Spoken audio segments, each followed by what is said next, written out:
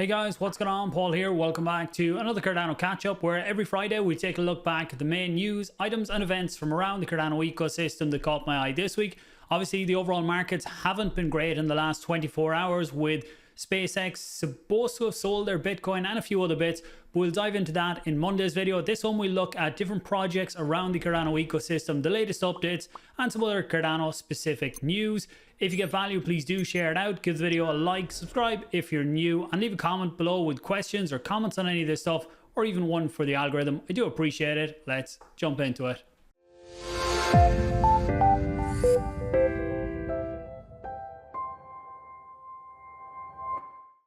Okay, we'll kick it off here, and the latest Lenfi governance voting. So if we look here, you can see that there are two new options for collateral on the platform, which I think is good. It's good to have multiple different options there. We discussed in the past why you don't want it all just the protocol's own token as collateral. You can see add IUSD and IAG as new collateral options, and they were fairly big winners, with IUSD being a complete landslide of a victory. Then for borrowable assets, you have ENCS has passed. I did an interview with the CEO last week. I'll leave a link to that one down below. That's trying to bring privacy transactions to Cardano if you're interested in that one. Gens has been added as a borrowable asset. We have some updates on them later in this one. Opt was put in as a borrowable asset, but not as collateral. And then CPiggy was not accepted as a borrowable asset. Actually, a lot of ones that voted it down. They're the latest on Lenfi. Moving on then, I seen this update here from Avatar Nick and Congo. Actually, the Levvy version 2 is under audit. So he says secret architecture update is live and working. UI coming along very quickly. So once V2 goes live, I'll be sure to check that out and cover it in some of the future videos. So I did have the Ape Society team on a while back now. At this stage, if you haven't seen that, then I can put a link to it down below. If you just search on the channel, you should find it. Next up, we have Anastasia Labs have done an audit on the Wanchain bridge on the Cardano side. So Wanchain have set up their bridge that you can now bridge USDC, USDT, Bitcoin and Ethereum into Cardano, and Anastasia Labs have done an audit on the contracts to see could they find any holes. Things look to be good. Look, as always, be cautious. Don't put too much in anything that involves bridges, but it is great to have options there at the same time. Next up, we have AdaHandle. So AdaHandle has launched personalization. So this is the AdaHandle is so that you don't have to remember the big long address when you want to send something to someone. So an example is Paul. I own the AdaHandle Paul. So anybody who puts that into their wallet and they put that into the send address, then they could send anything they want into my address. With this now as well, they have personalization. So it is linked to an NFT and you are able to customize the NFT. At the minute, there are a few projects that allow you to customize this with, but I think that's going to expand over time, and there will be other benefits to the customization too. So congratulations to the AdaHandle team. Moving on then, we take a look at Genius Yield. So we got an update last week that they launched their internal testnet.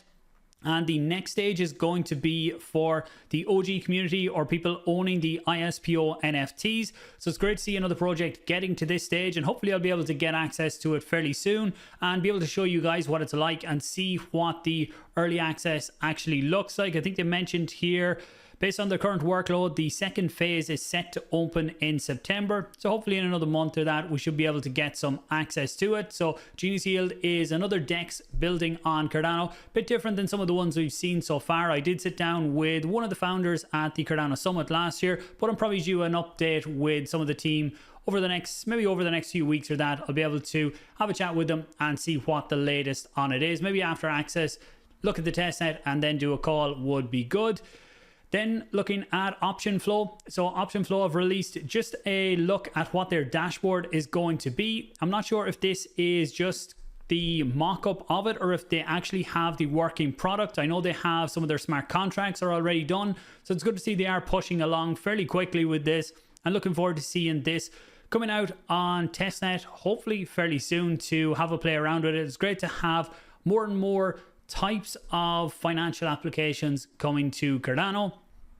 Moving on then to something, I suppose, non-Cardano specific at this point, and we actually got clarification in this call here about what they're going to be building on Cardano, and it doesn't look like it's going to be a whole lot. But I come in to listen to this one after watching Josh's video on the Meld setback here, which was talking about their EMI license application. So they were partnering with ConnectPay to try and get the EMI license, and they had thought that it was a lot further along and that it was just ready to tick the final boxes and submit it, but ConnectPay have pulled out of it at the last minute, and they've cited the ISPO that Meld's done as the potential issue there. So Meld had their lawyers talking with ConnectPay, trying to explain how an ISPO works, and Ken talks more about it here, so I won't get into the details in case I put them across wrong here. But the reason for it falling through seems to be down to the ISPO. So it's something, I suppose, any project that has done an ISPO that's going to look at traditional finance at any stage, it definitely is something to be aware of. We look at AxoTrade, where they actually sent back all of the funds that they received from the ISPO just because of that risk with going to deal with bigger institutions. But the important part, I will leave a link to this and to Josh's video down below. Make sure you subscribe to Josh over there too. Puts out lots of Cardano content and more on the Meld side because he keeps up with it a lot more than I do. I know people ask me all the time about it, but this should answer the question on what Meld are delivering to Cardano as well. I just want to know, is there anything coming out on Cardano itself? I know Meld is an agnostic thing. I understand that, but people are confused. Is there anything coming out on Cardano itself? As a protocol, as of right now, no. Right now, we're focused on bridging and connecting that. We have a multi-sig wallet that we're talking to other protocols about using. But outside of that, we don't have any other products that we're planning on rolling out on Cardano as of right now. So that answers the question that I get a lot here, is what they're going to be building on Cardano. And it sounds like right now there are no plans to build anything specifically on Cardano. And it looks like it's all going to be over on their own layer 1. If that changes, I get any updates, I will make sure and let you guys know here. I'll leave links to these down below if you want to check them out. This one is about an hour long. The first bit is all about the EMI license. And then that section there was something around 49 minutes. So some better news here for Cardano comes from Martin, talking about the integration with Legder. So talking about the staking now being live on Legder Live. So Legder have integrated Cardano a while back, and at this point now you can now stake your ADA through the Legder wallet. Now if you come into Legder over here, so most people watching this are probably familiar with the different Cardano wallets that we have, like Typhoon, Nami, Eternal, Flint, and you use some of them like myself. But for anyone who just uses Legder, this will be people who kind of don't get into any of the dApps or anything built on Cardano. Then you do now have the option to stake. So if you're holding your ADA on Legder, you will see now that you have this button here to stake. So this is a test wallet that I haven't staked. So if you come in here, click on stake, you get the information here about how you keep custody of your funds and all of that. Click continue. Then you get the options of where you want to stake your ADA. So they give a default one, which is their own stake pool. But what I really like is they have left it open that you can stake to any stake pool. So if you come in here and click on show all, you can search for the stake pool of your choice. So just to show you, if you search for Paul, you can see my pool there, and you'd be able to stake to me or to anyone else that you go and search like that. So congratulations to Martin and everyone else involved in that for bringing the updates to Legder Live. One other one on projects. I see a lot of questions asked about Charlie 3 and why the Oracle isn't used with Indigo, and there's a bit of over and back at different times.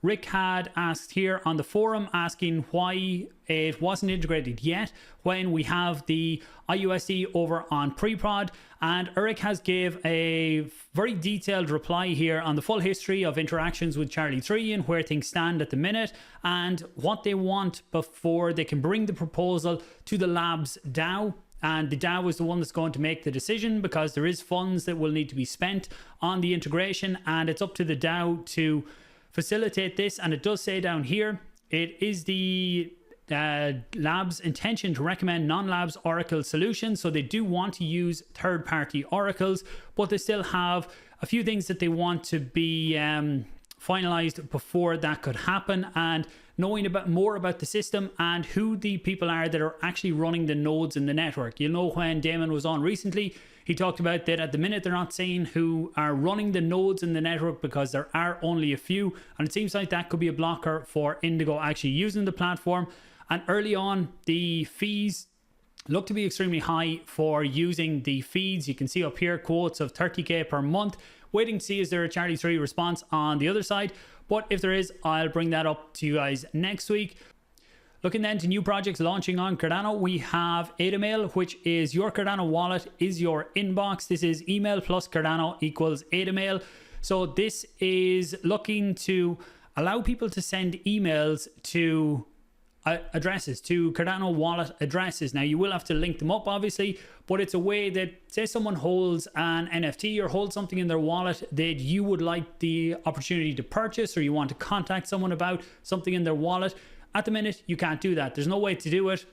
You could send a transaction and include something in the metadata, but most people aren't going to understand the metadata or go looking into the metadata to see what the message actually was. So this is looking to link up emails and Cardano addresses. This is from NMKR and IMX. It's one I'll probably go a bit deeper into over the next while, but you can check that one out there at adamail.me. Another new project coming out as well is Butane, so Butane Protocol, which are going to be bringing more synthetics to Cardano. So we already have Indigo Protocol, which is one of the top dApps on Cardano at this point, has been extremely strong and solid since they launched. Butane look to be doing synthetics as well, and we should see, is it down here, testnet launches in December 2023. So anyone interested in the DeFi scene and synthetics specifically, then go and check out Butane to see what's coming from them too.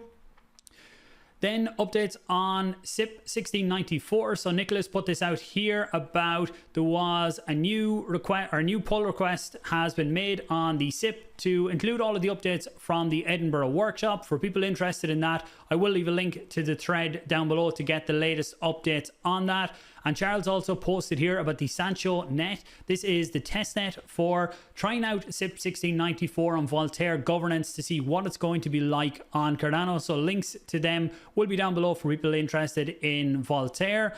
Finally, RareEvo is happening next week. Unfortunately, I won't be able to attend myself, but anyone close to Denver or looking to go, the lineup does look really, really good. So if you're in the area and you want to go to, there will be a lot of Cardano representatives, but people from other chains and industries as well. So it's great to see this kind of collaboration, and I will leave a link below, or just check out RareEvo over on Twitter or on their site. Thanks for watching, guys. Hope you guys have a great weekend. If you're not planning on selling or buying anytime soon, probably a good weekend to turn off the alerts, price alerts, everything like that. And we'll pick it up on Monday and we'll do a deep dive into it then. Thanks for watching, guys. Talk to you soon.